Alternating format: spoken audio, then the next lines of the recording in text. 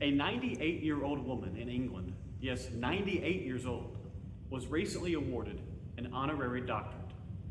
We sometimes read or hear about stories of these honorary doctorates and wonder if they're just maybe fluff or sometimes if they're really important. But I would argue this woman really did something special. You see, 75 years ago, she stopped work on her postgraduate work, and during that time, she had made what some thought would be a groundbreaking discovery.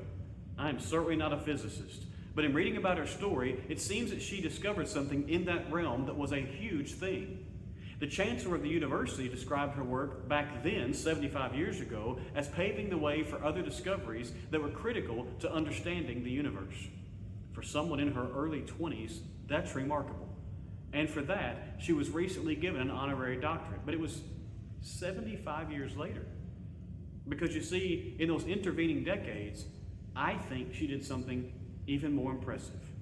Because you see, the reason she stopped her graduate work and never completed her PhD was she stopped to raise her family.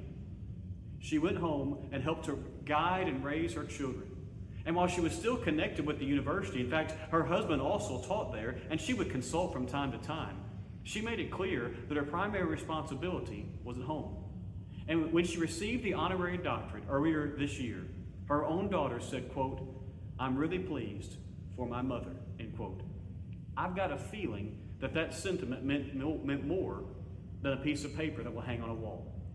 The greatest feeling any parent can have is knowing they have a role in raising their children.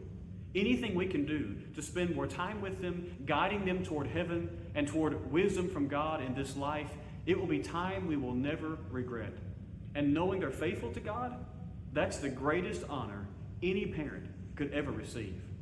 And so today and every day, let's keep our central focus on putting first things first. If you're a parent, that means putting your children's spiritual growth first, and pray that you receive the honor of knowing they're faithful to the Lord who created the universe.